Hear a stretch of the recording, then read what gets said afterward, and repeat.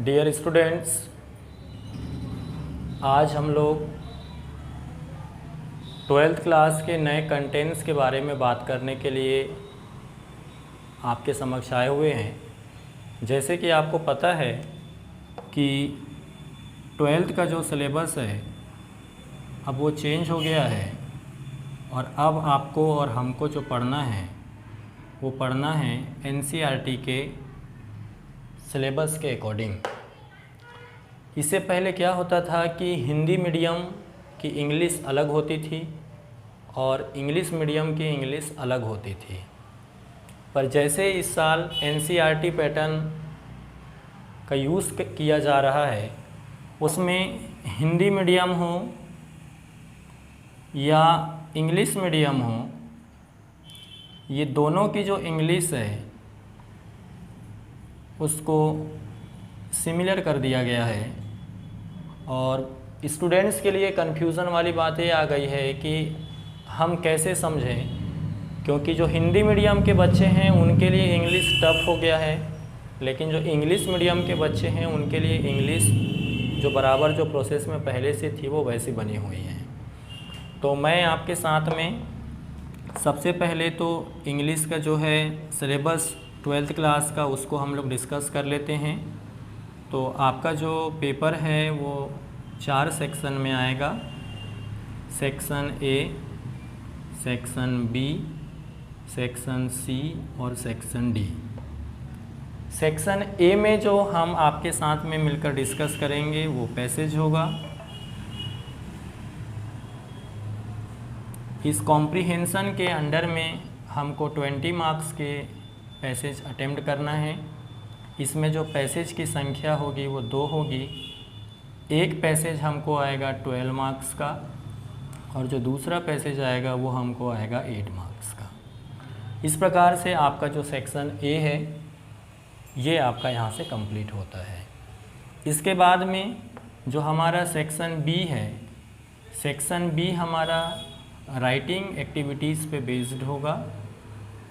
Writing activities के अंतर्गत हमको 30 मार्क्स की चीज़ें अटेम्प्ट करना है, जिसमें आपको नोटिस मिल जाएगा, जिसमें आपको लेटर मिल जाएगा, जिसमें आपको एप्लीकेशन मिल जाएगा। इस बार क्या कर दिया गया है, जो आपको इससे पहले एसे आता था उस एसे के जगह में अब आपको इस बार एक आर्टिकल लिखना पड़ेगा। एक आर्टिकल लिखना पड़ेगा और वो आर्टिकल आपके जस्ट लाइक एसे ही रहेगा। बस एसे और आर्टिकल में जो मेन डिफरेंस है वो ये है, एसे को हम पॉइंट वाइज लिखते हैं जबकि आर्टिकल को हमको पैराग्राफ के फॉर्म में लिखना है, जिसको पहले हम रिपोर्ट राइटिंग और पैराग्राफ राइटिंग के नाम से जानते थे। तो यहाँ पर आपका 30 मार्क्स कवर हो जाएगा।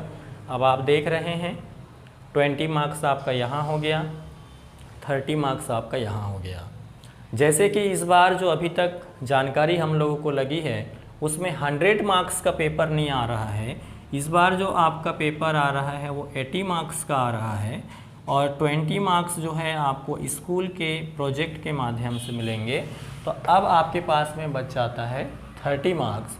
इस 30 मार्क्स में 10 मार्क्स का आपको ग्रामर आएगा, 10 मार्क्स का आपको ग्रामर आएगा। और अब आपके पास में 50 और 10 को अगर हम प्लस कर दें तो हमारे पास में 60 हो जाता है और आपके क्वेश्चन आंसर का पार्ट जो होगा वो आपका हो जाएगा 20 मार्क्स का। तो इस प्रकार से हम ये बोल सकते हैं कि बहुत कम समय में अगर आप 80 मार्क्स की तैयारी अगर करना चाहते हैं तो हम बाल दिवस 14 नवंबर को एक क्लास लेकर आ रहे हैं। ऑफलाइन क्लास का मूड होगा, उसमें आप हमारी कोचिंग VB इंग्लिश एकेडमी को ज्वाइन कर सकते हैं, ताकि हम आपके साथ में मिलकर 100 डेज़ में कैसे अधिक से अधिक मार्क्स ला सकें और अपने 12th के परसेंटेज को इंक्रीज़ कर सके।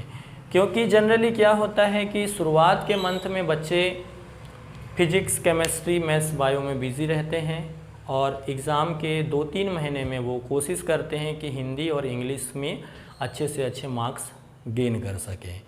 तो अगर आप इंटरेस्टेड हैं so join our coaching classes in offline mode. हमारे कोचिंग का एड्रेस है नर्मदा नगर शिव मंदिर के सामने, वार्ड नंबर 32, ठीक है। और आपके साथ मैं जो डिस्कस करूँगा तो मैं विजय बिसेन सर आप लोगों से एक इन्फॉर्मेशन शेयर कर रहा हूँ कि आप अगर चाहें तो आप क्लास ज्वाइन कर सकते हैं और 12th में अच्छे से अच्छे मार्क्स गेन कर सकते हैं। धन्यवाद, आपका दिन शुभ हो।